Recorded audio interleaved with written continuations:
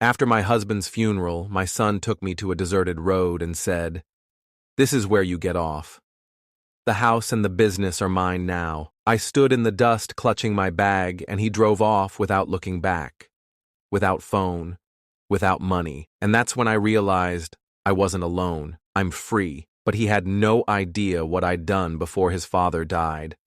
A story every mother should hear. The story I am going to tell is based on fiction and does not reflect real events. Enjoy listening. After my husband's funeral, my son drove me to a remote road and said, "This is where you get out. The house and the business are mine now." I stood in the dust, clutching my bag as he drove off without looking back. I had no phone, no money. And then I realized I wasn't alone. I was free. But he had no idea what I'd been doing before his father passed. Before we go on, please tell us where you're from and how old you are. We love getting to know our audience. Thanks for listening. My name is Nancy Smith. I used to be Nancy Wilson. Then I was John's wife. Then the mother of Andrew and Emily. Now I'm just a woman betrayed by her own children. I'm not complaining. I'm sharing, hoping someone listening might recognize themselves or stop in time. I'm 68 years old. My hands can no longer grip a mixing bowl tightly, but they remember kneading bread, the sourdough kind Andrew loved as a kid. They also remember Emily's fine, wispy hair, braiding it before school as she sat on a stool swinging her legs. I'm not telling this for nostalgia, just so you understand. Until recently, I was an ordinary mother who believed she'd raised good, hard-working, grateful kids. Then John got sick. Pancreatic cancer. Silent. Insidious. In 14 months, it took him from me, slowly but irreversibly. We decided not to tell anyone at first. Not the kids, not friends. Just between us. Not out of shame, but to spare them the weight. Let them live a little longer without it, we said. They'd have time to worry, to cry, to grieve. Not yet. Andrew was in Chicago, consumed by urgent meetings. He hadn't spent a single holiday with us in years. No Thanksgiving, no Christmas. Always some business trip. Emily moved every year. Yoga studios in Asheville, wellness retreats in Boulder. Her ventures always fizzled out after John sent money. "Let's not tell them yet," he said one day, lying in bed, unable to get up. His voice was heavy, muffled, like it came through cotton. "Let them live without this shadow." I nodded because I loved him, because it was his last wish. What else could I do? When the kids finally came near the end, they didn't bring warmth. They brought cold questions. John and I lived in our old house in Willow Creek, a small town where we turned 20 neglected acres into Smith family orchards. No loans, no hired help, just us. From scratch. An organic farm, apple orchards, deliveries to schools, and donation boxes for nursing homes. It wasn't just a business. It was our life's work. Andrew sat at our old kitchen table, where he used to eat soup as a kid, and said, "Mom, I'm just being practical. The medical bills were high. The house is old. The orchard's on you alone. You can't manage. We need to look forward." He spoke calmly, confidently, like at a boardroom meeting. But he wouldn't meet my eyes. I looked at him and didn't see my son, just a man who found it convenient to see his mother as a burden. Emily arrived later, bringing perfume, suitcases, and tears. Genuine ones. I saw her hug her father, sit by his bedside at night. I thought maybe I was wrong. Maybe she was there for us. But then came the funeral, small and simple, as John wanted. A plot on a hill overlooking our orchard. Spring was just beginning, buds bursting with sap. I stood between my children, Andrew, stiff and cold, Emily, crying into a white handkerchief I'd never seen before. After everyone left, I said, "Tomorrow, let's go through some of Dad's things. We need to sort them out." But Andrew was already pouring whiskey, saying, "Emily and I talked. We need to settle things fast. We have work, you have your age, and the orchard has issues." "Issues?" I asked. "The business is outdated. Dad said it needed a modern approach. We found a buyer. They're offering good money for the land." He placed a paper on the table. Not a notary's form, just a sheet with his Chicago firm's logo. John's signature was too neat, too steady for a man who couldn't hold a spoon for a month. "You had him sign this under morphine," I said. I realized they didn't just want my home. They'd already taken it. I didn't scream or make a scene. It was enough to know that at the same table where John and I once made dumplings, my children discussed my life like a transaction. "Show me," I said quietly. Andrew slid the paper over. It wasn't a notary's document or signed by our family lawyer, Victor Allen. Just a copy, printed on plain paper with his company's letterhead. John's signature, which I knew by heart from every Apple contract and note in the bread box, was too perfect, like it was forged with a ruler. "This is fake," I said. "John couldn't sign like that." His hands shook from pain, even drinking water. "He was of sound mind," Andrew replied. "He understood. He didn't tell you to spare your feelings. He wanted us to carry on the business, but properly, with investors, not your old-fashioned way." Emily sat silently, scrolling through her phone. "There's a buyer," she finally said. "A developer. They want to build a resort. 7 million. Mom, it's a chance for a new life for all of us." I looked at them, unable to comprehend. These were the kids I read bedtime stories to, drove to clubs, froze for at-school assemblies. "Are you saying I can't handle it?" I asked. "Mom, look at yourself," Emily said, dismissing everything. "You're almost 70. The house is cold, your joints ache, the equipment's old. You deserve rest. A retirement home has everything: nurses, activities, meals on schedule." "I have everything here," I said. "Friends, purpose. This is my home." "Our home," Andrew corrected. "Legally, it was Dad's, and he left it to us. We're not kicking you out. We want to ensure you're cared for, but we'll handle the orchard." I stood up, not hunched, not frail, but steady, like someone whose last thread had snapped. "I'm tired. We'll talk tomorrow." They nodded, as if agreeing, but I knew tomorrow wasn't in their plans. I went upstairs to the bedroom where John and I lived for 40 years. Fights, laughter, fevers, silences, embraces. I lay on our old spring mattress, closed my eyes, but didn't sleep.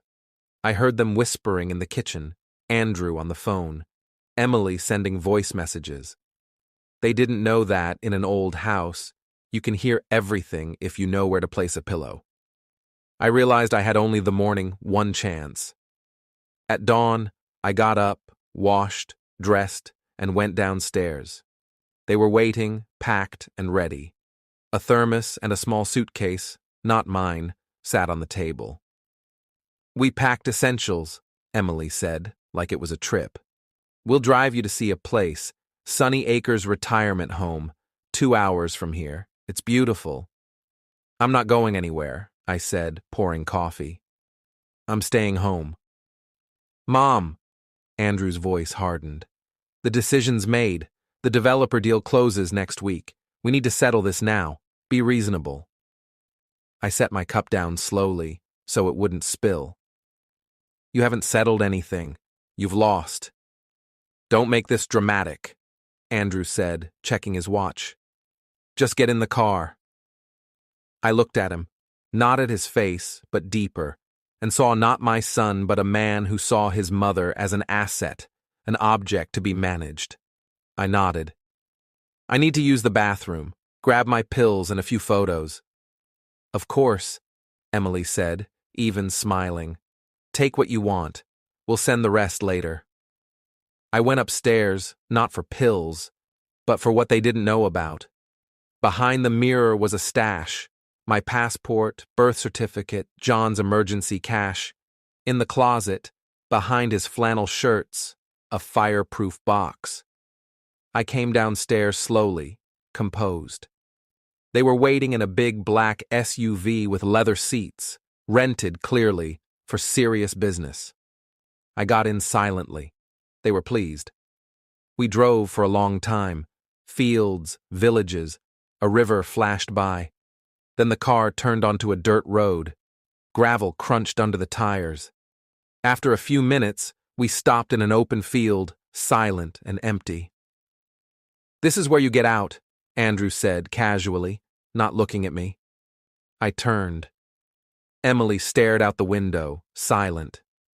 "There's a gas station 5 miles away. Call someone or get a taxi." He opened the door. "You're abandoning me like a dog," I said. "Don't be dramatic, Mom. It'll be fine. This is just easier."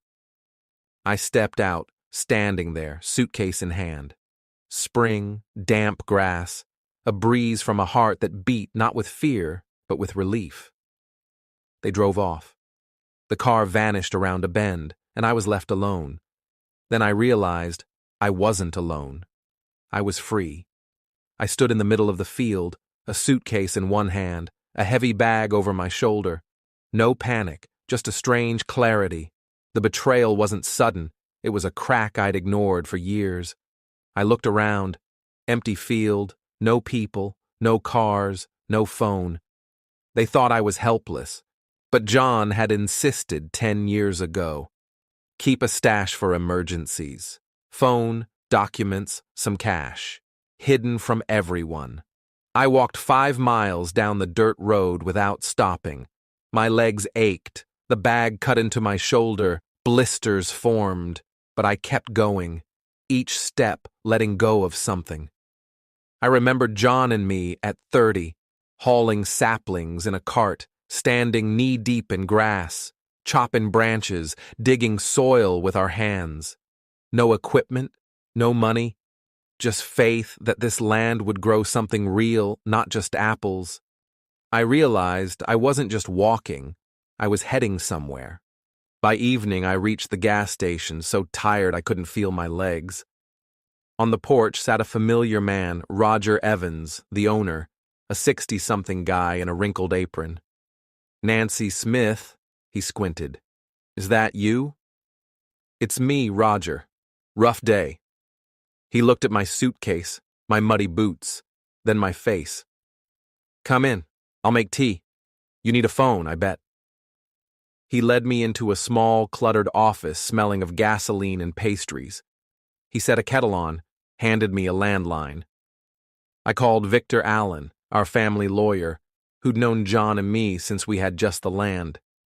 "Nancy," his voice was surprised, worried. "Thank God you're okay. I've been trying to reach you. Why didn't you come to the will reading?" "What will?" I asked. Silence. Then, "Your son provided a document, but I had doubts." The signature looked off. I tried calling, but your phone was off. "I was unavailable," I said, holding back anger. "Victor, I need your help and your silence. Everything I say stays between us." "Absolutely. Can you come by?" "I'll be there in an hour." I thanked Roger, who offered a ride, but I declined. I didn't want to talk. He gave me a water bottle, some pastries, and an old jacket. "It'll get cold tonight. Take it." My heart ached. This man, who I'd spoken to maybe 3 times at county fairs, showed more warmth than my kids had in a year.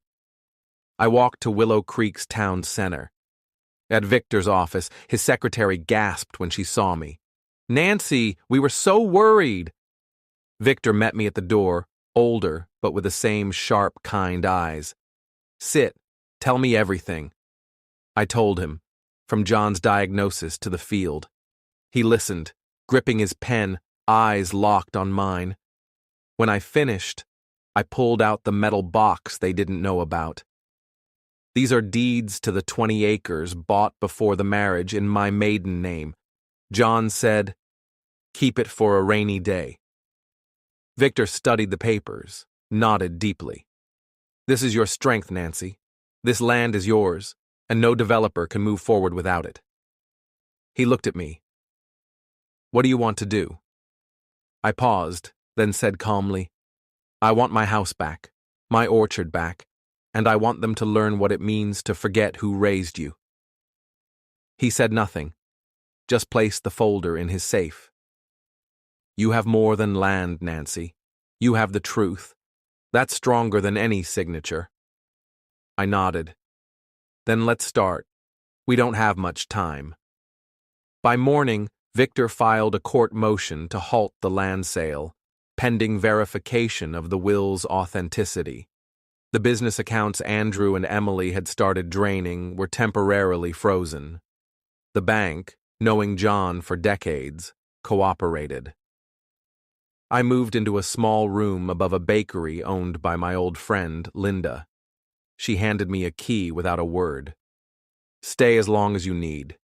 Bread, tea, warmth, you've got it all. Your kids, though, they're not welcome here. I didn't laugh. I just said, don't worry. They won't come. This place smells of conscience. The next day, the real work began. I pulled out the notebook John and I kept for 30 years. Fertilizer orders, worker bonuses, everything.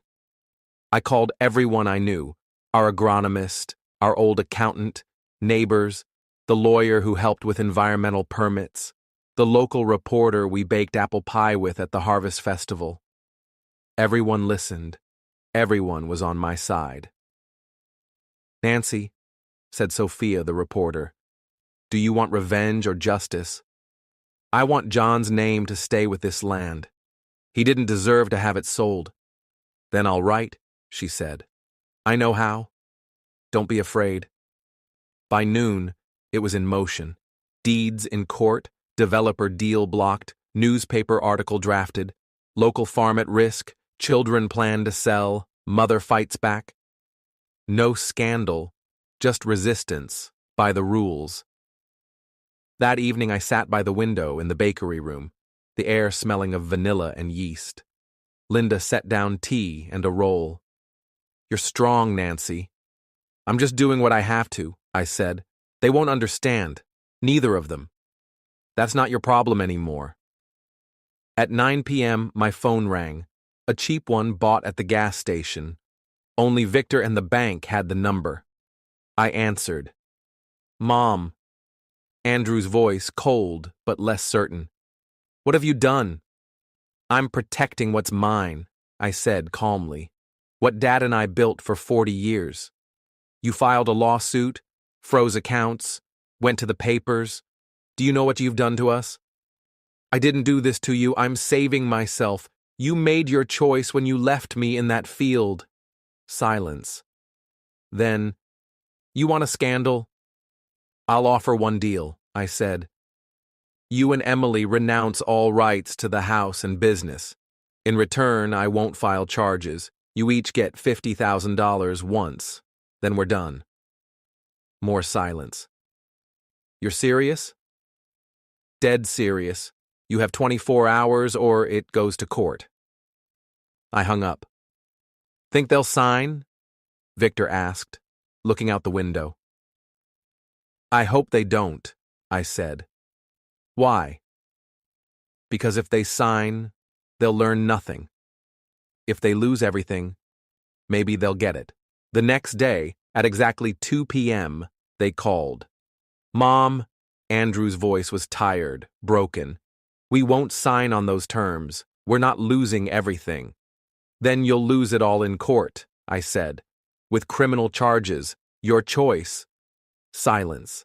I pictured him in a car or hotel room, phone sweaty, face blank. Mom, be reasonable. We're your kids. You'd really cut us off. Were you reasonable when you left me in that field? Then Emily's voice came on.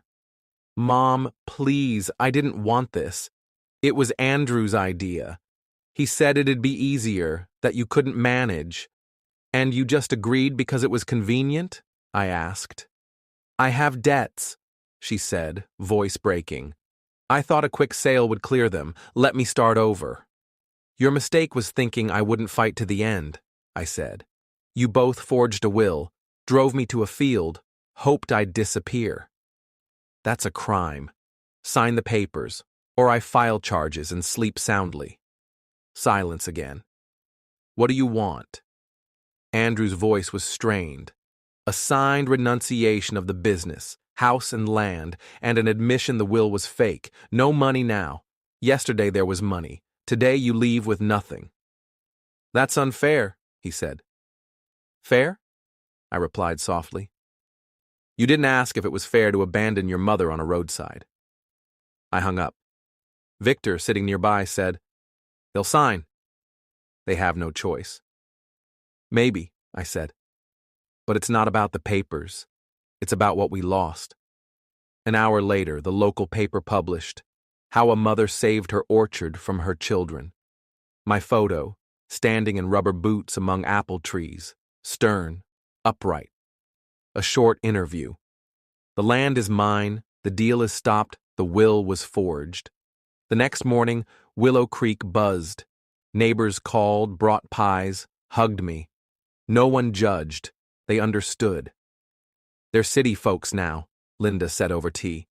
They don't get that this land isn't just property. It's memory, roots. It's John. It's you. They were my roots once, I said. Not anymore, Nancy. They rotted. 2 days later, Victor called. They're coming tomorrow with signed papers. I felt no joy, no relief, just fatigue, like reaching a summit and standing still. The next morning, they arrived. Andrew, gaunt, unshaven, in a wrinkled shirt. Emily, mascara smudged, hair messy. They sat across from me, Victor, and a new lawyer beside me. Here's the renunciation, Victor said. Sign. Andrew scribbled quickly, not reading. Emily signed slowly, tears dripping onto the paper. I looked at them, not with anger, but as someone who'd lost too much to feel anymore. You leave Willow Creek now, I said, and never come back. If I see either of you here, I'll file charges, not as a mother, but as a citizen. They stood, didn't say goodbye, and left. The room was so quiet, I could hear the clock ticking. I looked at Victor. It's done. He nodded. You won. No, I said. I just came home. The house welcomed me like it had been waiting. Same shutters, creaky floors, the smell of baked bread in the wood. But the silence was different. Not the heavy silence after John's death, but one of freedom. I walked through the rooms, dusty, cluttered, traces of Andrew's laptop, dirty boots. I left them, looking at them like they were someone else's. Upstairs, the bedroom was as John and I left it, except the closet was ransacked, drawers open, clothes piled. They'd searched for documents, money, or my naivety. I sat on the bed, closed my eyes. 4 days since the field, but it felt like a lifetime. I didn't cry. Tears were spent in that field, alone with a stranger's suitcase. Now only clarity remained. The next morning, I packed Andrew and Emily's things, not angrily, but carefully, humanely. Boxed them, left them on the porch, called a courier. They had no business here anymore. Victor brought court papers that afternoon. The house and business were officially mine. You did it right, Nancy, he said. John would be proud. He knew what I was capable of, I said. I just didn't need to prove it back then. That evening, Linda brought bread, rolls, and a pot of stew. For your first night back home, she said. We sat on the porch, tea in mugs, blankets on our laps. How are you? She asked. Quiet, I said. That's good. That's real. The kids? Nothing. No calls, no apologies, no explanations. Good, Linda said. They're gone, and you're here. This is your home, your land, your life. I started working on the orchard again, not with my hands, but with help, hired workers, a manager. Everything calm, steady, no rush. Each apple, leaf, and board felt protected. I stopped looking out the window, waiting for visitors. Everything I needed was already here, within me. 2 months later, the orchard bloomed vibrantly, as if it knew things were different. The new crew worked well. I barely interfered, just walked the rows each morning, a habit John and I never broke, even in tough years. I touched leaves, checked soil. Everything was alive, growing. The house felt cleaner, freer. I took down heavy curtains, washed windows, rearranged the living room, not for a new life, but because life was changing, unburdened by those who brought only anxiety. One evening, I sat in John's favorite porch chair, a notebook on my lap with plans, open a small shop by fall with our cheese, juices, jams, start orchard tours for school kids, establish a John Smith scholarship for agricultural students. He always said, the land should do more than grow crops. It should inspire others to carry on. Now it will. My phone pinged, a message from an unknown number, but I knew. Mom, I'm not making excuses. I just want to talk. No demands. Just sit together if you're ever ready. Emily. I looked at the screen, felt nothing. No anger, no hurt, just zero. I set the phone down, didn't reply, didn't delete. Let her know I read it. Nothing from Andrew. Victor said he's under investigation for document forgery. Lost his job, vanished. Oddly, I don't pity him, not out of hardness, but because you stop giving warmth to those who don't value it. One day, walking through town, a 16-year-old boy approached. Mrs. Smith? He asked hesitantly. I'm in ag school. Heard about your scholarship. Can I apply? Of course, I said. But you'll have to study hard. The land doesn't like half effort. He nodded eagerly, and I felt it wasn't for nothing. The family broke, but something stronger remained. Purpose. Memory. That night I sat on the porch under the stars, warm and quiet, crickets humming in the distance.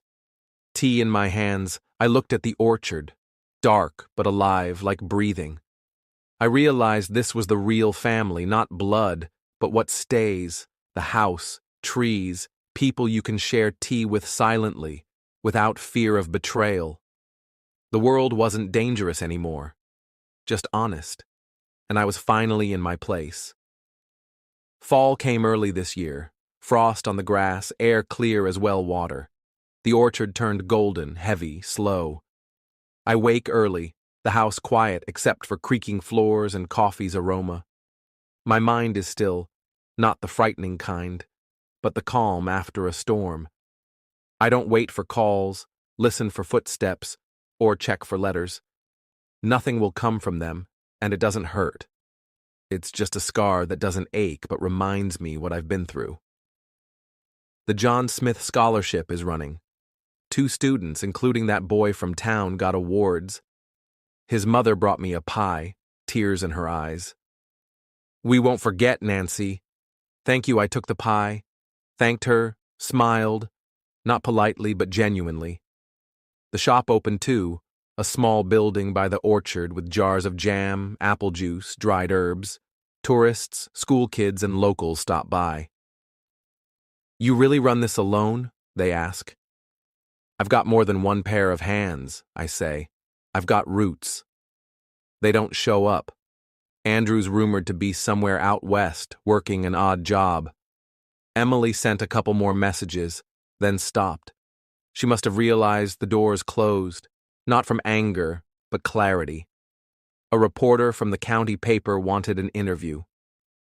Your story's a symbol, a woman who held on, a mother who stood firm. I declined. I'm not a symbol. I'm just on my land. The rest is fiction. He nodded respectfully and left. Tonight, I'm on the porch in John's chair, tea's cooling, notebook on my lap with spring plans, new apple varieties, updated irrigation. I'm not afraid of the future. It's mine now. The house, the orchard, My words, my silence, all mine. You might have expected me to cry, forgive, or open the door like in a movie, but sometimes kids leave not because they weren't loved enough, but because they chose to be strangers. Betrayal isn't fixed, discussed, or explained. It just happens. If you're lucky, you stand up and walk on alone. I'm not angry, I'm healed. I'm not the woman you can bend, abandon, or trick anymore. I'm the woman who held on to what's hers. This isn't a victory, it's a homecoming. Thanks for listening to the end. If this resonated, please like, subscribe, and comment if you've had similar experiences or what you think. It helps spread the story and inspires more like it. Thank you. Stay healthy, live long,